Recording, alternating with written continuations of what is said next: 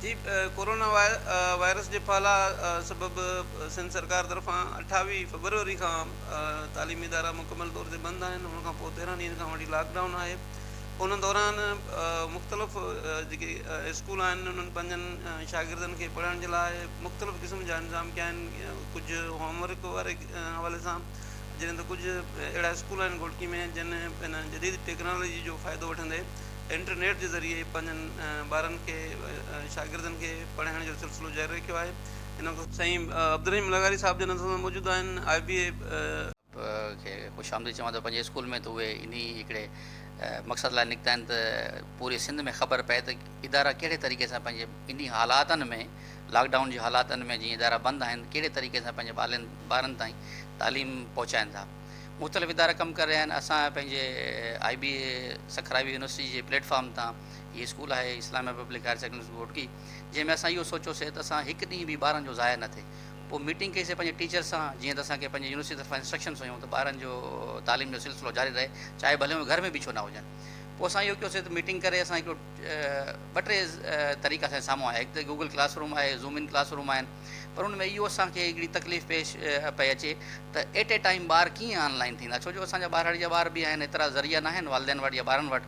पोइ असां सोचियोसीं त यूट्यूब ते हिकिड़ो चैनल पंहिंजो IBA IPHSS घोटकी नाले सां असां ठाहियूं त जंहिंमें असां रोज़ जी बुनियाद ते क्लास 2 खां वठी इंटरमीडिएट ताईं जेके असांजा ॿार पढ़नि था, असां रोज़ जी बुनियाद ते हर सब्जेक्ट जा असां लेक्चर पंहिंजा टीचर घर वेही करे उहे तयारु करे अपलोड कनि, ऐं त जीअं ॿार मोबाइल ते कंप्यूटर ते उहे कहिड़े वक़्तु बि ॿुधी सघनि था पंहिंजा लेक्चर।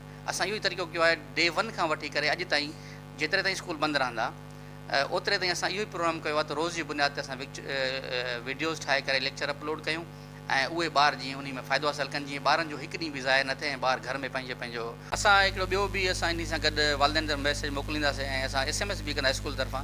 जीअं त असां हिकु त वीडियोज़ अपलोड कयूं आहिनि, ॿियो असां रिटन फॉर्मेट में असां होमवर्क तयारु कयूं था।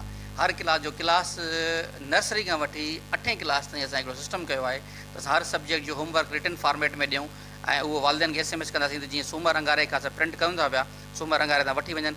ऐं वालदेन खे इहो मैसेज आहे, बल्कि पूरे सिंध जे वालदेन खे इहो मैसेज ॾियूं था त पंहिंजे ॿारनि जो ख़ासि ख़्यालु रखनि ऐं हिन कहिड़ो तव्हांखे मैसेज मिले थो त केतिरी क़दुरु तव्हां कामयाबु आहियो?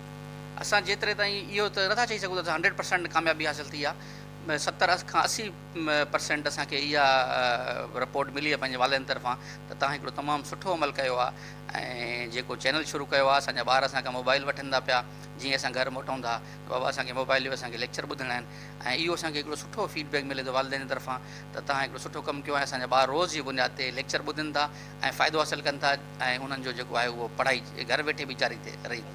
केतिरा सर हिन वक़्तु जेके लेक्चर जी जेतोणीकि लॉकडाउन सबब तालीमी इदारा बंदि आहिनि, शहर बि बंदि आहिनि, पर जेकॾहिं माण्हू कोशिशि करे त हिन जदीद टेक्नोलॉजी जो फ़ाइदो वठी असां पंहिंजनि ॿारनि खे घर वेठे बि पढ़ाए सघूं था।